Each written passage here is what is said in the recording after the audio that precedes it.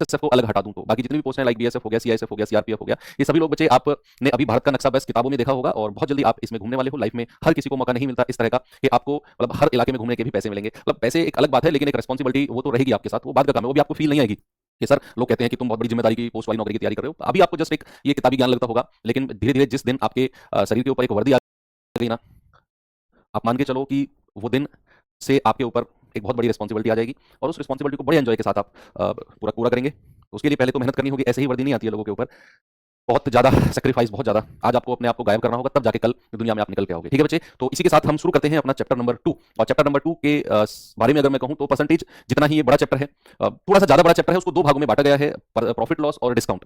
जैसे हमने दो भागों में बांटा तो फिर इस चैप्टर की लेंथ जो है वो थोड़ी कम हो जाती है ना। तो प्रॉफिट लॉस अलग है और डिस्काउंट अलग है। हम कोशिश करेंगे कि 3 क्लास में आपका प्रॉफिट लॉस एंड हो जाए और 2 क्लास में आपका डिस्काउंट एंड हो जाए।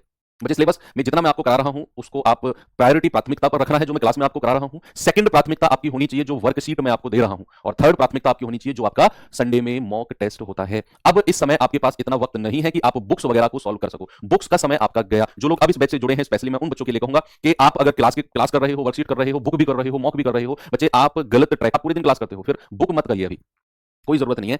जरूरत है लेकिन समय नहीं है। तो उसके लिए मैं इस बैच में आपको केवल वही चीज करा रहा हूं जो एग्जाम ओरिएंटेड है। तो आप अपने रिवीजन में केवल 3 चीज रखिए। क्लास के क्वेश्चन सबसे first, back to back revision. ऐसा नहीं कि हमने एक बार क्लास कर ली वो तो गया, नहीं, बैक टू बैक रिवीजन बहुत जरूरी है, खुद से बिना देखे क्वेश्चन को सॉल्व करना। सेकंड नंबर आपका वर्कशीट, और थर्ड नंबर पे जो संडे मॉक होता है उसका केवल मॉक लगाना ही सफिशिएंट नहीं है बच्चे, आपको उसका एनालिसिस, मॉक लगाने से केवल आपको 20% फायदा मिलेगा, या अगर मैं कहूं मॉक लगाने से केवल आप इतना पता कर पाएंगे कि मैं कितना पानी में हूं। लेकिन अगर आप उसका एनालिसिस करते हैं तो बच्चे आपको उसका जो रस है ना, जो सार है मॉक का, वो आपके नॉलेज में ऐड हो जाएगा। तो चलिए इसी के साथ शुरुआत करते हैं। प्रॉफिट लॉस, डिस्काउंट चैप्टर का नाम मैं नहीं लूंगा क्योंकि डिस्काउंट चैप्टर को बच्चे हम अलग से ही पढ़ेंगे। अब प्रॉफिट लॉस यानी कि लाभ हानि हमारा चैप्टर है, प्रॉफिट लॉस एंड लॉस। भाई इसमें कुछ टर्मिनोलॉजी है, कुछ शब्दावली है जिनके बारे में आपको पता होना चाहिए। सबसे पहला है इसमें जो टर्मिनोलॉजी आती है, सबसे पहली आती है इसमें कॉस्ट प्राइस। कोई बताएगा मुझे व्हाट इज कॉस्ट प्राइस? क्रय मूल्य क्या होता है, जिसको हम हिंदी में क्या कहते हैं, क्रय मूल्य, या फिर इसको लागत मूल्य भी कहते हैं, इसको लागत मूल्य भी कहते हैं। हम इसको शॉर्ट फॉर्म में सीपी से डिनोट करेंगे। जहां भी आपको सीपी दिखेगा समझ जाना बात क्रय मूल्य यानी कि कॉस्ट प्राइस की हो रही है। बच्चे अगर मैं पर्टिकुलर कॉस्ट प्राइस की डेफिनेशन लिखनी नहीं है, कॉस्ट प्राइस का मतलब होता है जिस मूल्य पर वस्तु को खरीदा जाए। आप अगर खरीदार है, ग्राहक है, आप मार्केट जाते हो, कुछ चीज खरीदते हो, अपनी जेब से जो आप पैसा देते हो, दैट इज क्रय मूल्य। लेकिन अगर मैं आपसे कहूं लागत मूल्य क्या होता है, देखो थोड़ा सा डिफरेंस होता है इन दोनों में, कहा दोनों को ही कॉस्ट प्राइस जाता है, लेकिन अगर मैं पर्टिकुलर लागत मूल्य के बारे में बात करूं तो लागत मूल्य का मतलब है कि आप मैन्युफैक्चरर हो, आप वस्तु खरीद के नहीं ला रहे हो, आप वस्तु को बना रहे हो। भाई मान लो आप मार्केट जाते हो, आपने 1 किलो चीनी खरीदी, आपने तो चीनी खरीदी और आगे घर, वो भी आपका क्रय मूल्य है। लेकिन जिसने चीनी बनाई है उसको, उस चीनी को बनाने में कितना खर्चा आया, वो होता है उसका लागत मूल्य, वो भी कॉस्ट प्राइस में आता है। दूसरी बात क्या है बच्चे कि एक होता है आपका मेंटेनेंस चार्ज, जिसको हम क्या कहते हैं, मरम्मत खर्चा, मरम्मत खर्चा जिसको मेंटेनेंस बोलते हैं, मेंटेनेंस चार्ज। एक होता है ट्रांसपोर्ट, जिसको परिवहन चार्ज बोलते हैं, परिवहन खर्चा जिसको ट्रांसपोर्ट चार्ज कहते हैं। ये दोनों के दोनों आपके लागत मूल्य में ही जुड़ते हैं। सपोज दैट आपने कोई पुरानी बाइक खरीदी, पुरानी बाइक आप घर लेके आ गए, उसमें थोड़ा सा खर्चा आपको लगा आपका कि भाई आपने टायर चेंज कराया या फिर इंजन की रिपेयरिंग वगैरह कराई, थोड़ा बहुत ब्रेक वगैरह सही कराई, तो आप मान लो कोई बाइक 50,000 में खरीद के लाई और आपने 5,000 उसकी मरम्मत पर खर्चा कर दिया, तो वो बाइक का क्रय मूल्य आपके लिए अब 50,000 नहीं है, बाइक का कॉस्ट प्राइस आपके लिए 55,000 हो गया है। दूसरा, आप मार्केट गए, आपने घर का सामान खरीदा और घर का सामान का बिल बना 2,000 रुपए, आपने उसको घर तक लाने में ट्रांसपोर्ट किसी टेम्पो वगैरह में अपनी ही गाड़ी बाइक से तेल वगैरह का खर्चा अगर आप लगाएं तो 500 रुपए का खर्चा कर दिया, तो आपका अब क्रय मूल्य 2,000 नहीं है, आपका बच्चे कॉस्ट प्राइस 2,000 से बढ़ के 2,500 हो गया है ना। कॉस्ट प्राइस कितना हो गया है, क्रय मूल्य कितना हो गया है, 2,500। तो जो आपके ये दो खर्चे हैं ये दोनों के दोनों लागत मूल्य में ही ऐड होते हैं। आगे बढ़ते हैं। दूसरा आता है हमारा सेलिंग प्राइस। क्या आता है बच्चे, दूसरा आता है हमारा, या फिर सेलिंग प्राइस से पहले एक चीज मैं और आपसे पूछना चाहूंगा, या सेलिंग प्राइस के बारे में बात करेंगे, उसके बाद बात करेंगे कि भैया सेलिंग प्राइस। देखो सेलिंग प्राइस नाम से ही क्लियर है, शॉर्ट फॉर्म में हिंदी में क्या कहते हैं, विक्रय मूल्य। क्या कहते हैं बच्चा, इसको कहते हैं विक्रय मूल्य, और इसको हम शॉर्ट फॉर्म में बोलेंगे एसपी। एसपी यानी कि सेलिंग प्राइस, सीपी यानी कि कॉस्ट प्राइस। सेलिंग प्राइस क्या होता है बच्चा, जिस मूल्य पर वस्तु को बेचा जाए, जिस मूल्य पर वस्तु को बेचा जाए तो वो होता है सेलिंग प्राइस। अब दो चीज जो मेन है, जिसमें हमारा नाम में ही सब कुछ है, एक आता है आपका, अगले पेज पे ही हम इनको देखते हैं, एक आता है बच्चे आपका प्रॉफिट और एक आता है आपका लॉस।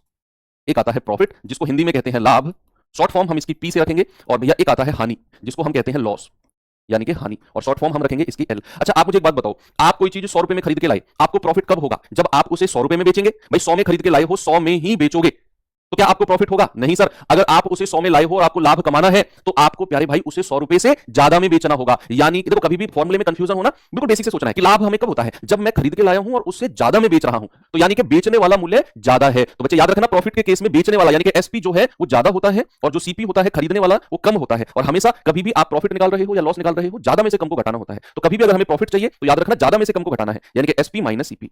तो याद रखना नहीं है, इस फॉर्मूले को रखना नहीं है, बस जस्ट समझना है कि प्रॉफिट कब होगा, जब मैं ज्यादा में बेचूंगा और कम में खरीदूंगा। ज्यादा में से कम को घटा दो, एसपी माइनस सीपी। हानि कब होती है, लॉस देखो, ज्यादा दिमाग में क्वेश्चन रखोगे, कमेंट में चिपकाओगे, आप ही की क्लास डिस्टर्ब होगी बच्चे। लाइव क्लास में बहुत सारे कमेंट्स, ये बता दो, सब बता दो, इधर उधर की बातें पूछते हो, मैं आपके कमेंट में अगर लगा रहा तो आपको अब तो अच्छा लगेगा, लेकिन जब आप इसको रिपीट मोड पर क्लास को देखोगे ना, आपको बड़ी बोरिंग लगेगी क्लास। यार ये गुरुजी पढ़ाई नहीं रहे, इधर कमेंट पे ध्यान दे रहे हैं, पता नहीं क्या हमारी क्लास डिस्टर्ब हो रही है, आप ही को लगेगा। फिर आपके जो मेट्स हैं, जब आप इस रिकॉर्डिंग क्लास को देखेंगे तो उनको मतलब नहीं है कि उनको मतलब केवल पॉइंट टू पॉइंट बातें होनी चाहिए। मैं आपके कमेंट देखता हूं, जो आपके क्वेश्चन से रिलेटेड कमेंट होते हैं, जिस टाइम में पढ़ा रहा हूं उसको मैं देखकर उसको मैं बताता हूं। शायद मैं नाम ना लेता हूं किसी बच्चे का, लेकिन मैं पढ़ लेता हूं। क्लास से अलग कोई कमेंट है वो तो फिर मैं नहीं पढ़ता हूं, ये थोड़ी सी मेरी कमजोरी है। क्लास के बाहर अगर आप क्वेश्चन पूछें तो प्लीज अभी थोड़ा सा समझ जाइए। क्लास के बाहर के क्वेश्चन मान लेना कि गुरुजी क्लास के बाहर के क्वेश्चन का जवाब हमारा देंगे नहीं, और जब नहीं देंगे तो फिर करने से फायदा नहीं है। जब मैं कॉन्सेप्ट पढ़ा रहा हूं, बिल्कुल आपका फोकस यहां होना चाहिए, कमेंट मिनिमम रहने चाहिए। देखो लॉस कब होता है? लॉस होता है, मान लो मैं कोई चीज 100 रुपए में खरीद के लाया हूं और मैं 100 से कम में बेच रहा हूं। मैं 100 में खरीद के लाया और 100 से कम में बेच रहा हूं, तो मुझे नुकसान होगा।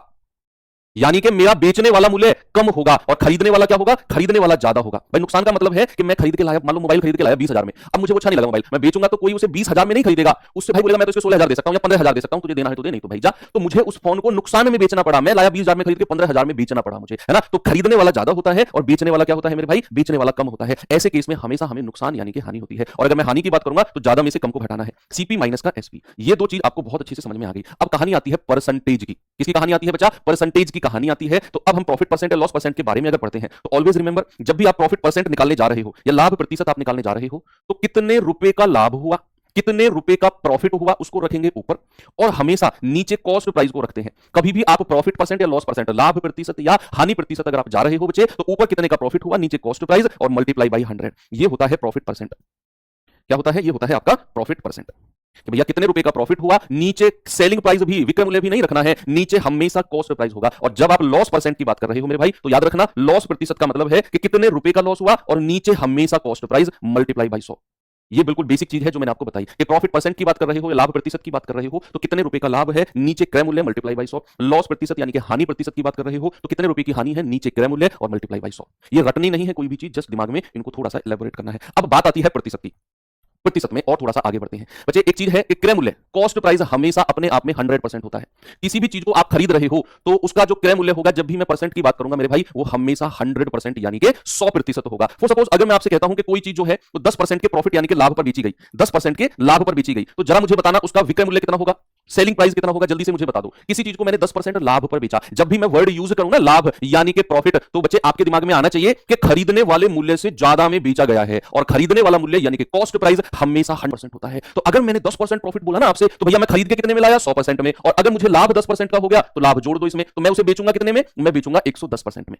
मैं बेचूंगा कितने में, 110% में। और अगर इसी चीज को आप रेशियो से जाना चाहते हो बच्चे, इसी चीज को आप किससे अनुपात से जाना चाहते हो, तो आप कैसे करोगे? आपको सबसे पहले 10% का फ्रैक्शन लिखना है। कितना मेरे भाई? 1/10। देखो जितना कंसंट्रेट होकर आप सामने देखोगे ना, यार तुम बड़े समझदार हो, तुम लोगों पे ना मुझे स्पेशल प्यार आ जाता है। मैंने कहा ना फालतू के कमेंट नहीं, मैं आपको मतलब रिकॉर्ड करके दिखा दूंगा कमेंट बॉक्स को, एक बच्चा फालतू का कमेंट नहीं कर रहा है, सबके जवाब यहां से आ रहे हैं, रुला दोगे तुम मुझे ऐसा करके। सुनो मैंने आपसे क्या बोला, 10% का फ्रैक्शन क्या होता है, 1/10।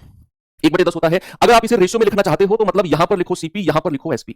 अगर नीचे वाली संख्या को मैं कॉस्ट प्राइस मानता हूं 10, नीचे वाली संख्या को मैंने क्रय मूल्य माना, तो मेरे भाई ऊपर वाली संख्या जोड़ दो। अगर लाभ की बात हो रही है तो ऊपर वाली संख्या को जोड़ दो, यानी कि 10 की चीज को बेचा कितने में है, 10 में 1 जोड़ दो, आपका हो गया 11 में बेचा है। सर कितने में बेचा है, 11 में बेचा है। एक और एग्जांपल अगर मैं आपसे पूछता हूं बच्चे, ये तो एग्जांपल था, एक और एग्जांपल मैं आपसे पूछता हूं कि भाई साहब मुझे जरा बताना 15% का नुकसान है, हानि है, लॉस है, तो मुझे दोनों तरह से बताना कि भैया सेलिंग प्राइस परसेंट में कितना होगा, और अगर मैं रेशियो से जाता हूं तो क्या रेशियो होगा सीपी और एसपी का, सीपी और एसपी का रेशियो क्या होगा, दोनों बताना है आपने मुझे। कि अगर मैं किसी चीज को 15% के नुकसान, सीपी मतलब होता है कॉस्ट प्राइस यानी कि खरीदने वाला मूल्य, एसपी होता है सेलिंग प्राइस यानी कि बच्चे बेचने वाला मूल्य। तो अगर मैं आपसे कहता हूं 15% हानि, देखो कहीं भी आप अगर ये वर्ड सुनते हैं ना बच्चे हानि, तो समझ जाना कि यार नुकसान है, यानी कि जितने में मैं खरीद के लाया हूं ना उतने से कम में मैं बेच रहा हूं, तभी तो मुझे नुकसान हुआ है। तो यहां पर अगर मैं 15% हानि की बात कर रहा हूं तो सेलिंग प्राइस 100% में से 15% को माइनस कर दो, आप कहोगे सर 85% में बेचा होगा। कितने में, 85% में। और अगर इसे आप रेशियो यानी कि अनुपात से जाना चाह रहे हो तो सबसे पहले 15% का फ्रैक्शन 15/100 यानी कि 3/20।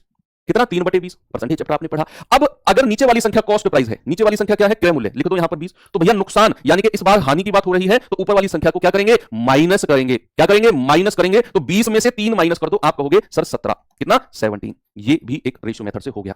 एक और एग्जांपल दूंगा, उसका जवाब आपको डिसाइड करना है कि आप परसेंट, देखो आपको मैं ये दोनों मेथड साथ के साथ इसीलिए बताते हुए चल रहा हूं बच्चे कि कहीं भी अगर परसेंटेज ऐसा बने कि 20%, 10%, 15%, 18%, 40%, 25%, तो फिर आप कोई से भी मेथड से जा सकते हो, इससे भी, इससे भी। लेकिन अगर मान लो परसेंटेज ऐसा बन जाए कि भाई 16 सही 2/3, 12.5%, 11 सही 1/9%, 37%, तो फिर आप इस वाले मेथड से यानी कि 100 में जोड़कर जाओगे तो थोड़ा सा अजीब सा परसेंट, भाई मान लो मैंने कहा 16 सही 2/3% का प्रॉफिट है, तो आप 100 में जोड़ोगे 116 सही 2/3। अजीब सा नहीं लग रहा सुनने में, 116 सही 2/3।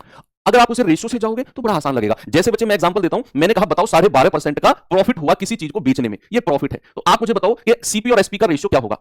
अब आप इसे यहां आपसे कहोगे जी 100% में जोड़ दो 112 सही 1/2, बड़ा अजीब सा लगा है, क्या ये तो मतलब ऐसा उल्टा सीधा परसेंटेज आ गया। तो कभी भी ऐसा उठ पटांग सा परसेंटेज आए, इसीलिए मैंने कहा जब मैंने परसेंटेज की फर्स्ट क्लास की, यही परसेंटेज प्रॉफिट लॉस डिस्काउंट एसआईसीआई हर जगह काम आएगा। तो जो टेबल परसेंटेज के टाइम पे था वो इसी चीज के लिए था। 12.5% का फ्रैक्शन 1/8 वहां पर बहुत अच्छे से आपने याद किया कि अगर नीचे वाली संख्या को मैं क्रय मूल्य कॉस्ट प्राइस मान लूं, चूंकि बात प्रॉफिट की हो रही है तो ऊपर वाली संख्या जोड़ दो, आपका रेशियो हो जाएगा इतना। मैंने कहा किसी संख्या को बेचकर, किसी वस्तु को बेचकर 37.5% का नुकसान हो गया, ये लॉस है। तो बच्चे जरा मुझे क्रय मूल्य और विक्रय मूल्य सीपी और एसपी का रेशियो बता दो। भाई साहब ये बताएंगे जिनके सर पे हुडी है, ऐसे जो टोपे वाली जैसी होती है ना, उसको पहन के बैठे हुए हैं आप, ज्यादा ठंड लग रही है तुम्हें बेटा, जब ड्यूटी करोगे ना -20 डिग्री सेल्सियस में, तो कैसे करोगे फिर? अभी 4, 5, 6, 7, 8 डिग्री में ही कपकपी बंद रही तुम्हारी, कैसे जवान बनोगे? यह नुकसान है 37.5% का। कितने का? 37.5% का। 37% का फ्रैक्शन कितना होता है? 3/8। कितना होता है बच्चा? 3/8 होता है। यानी कि यहां नुकसान की बात कर रहा हूं मैं। तो अगर मैंने 8 में खरीदा तो नुकसान है, नुकसान को माइनस करते हैं, 8 में से 3 घटा दो, बेचा होगा 5 में। कितने में बेचा होगा? बेचा होगा 5 में। सारा कॉन्सेप्ट क्लियर है, सब कुछ ओके है, किसी को कोई प्रॉब्लम नहीं है। आप अब टाइप 1 के लिए तैयार हैं? तो अब मैं आता हूं टाइप 1 में, और टाइप 1 का बिल्कुल बेसिक क्वेश्चन है। आज की जो क्लास होगी बिल्कुल मॉडरेट चैप्टर है, थोड़े से टाइप्स ज्यादा हैं।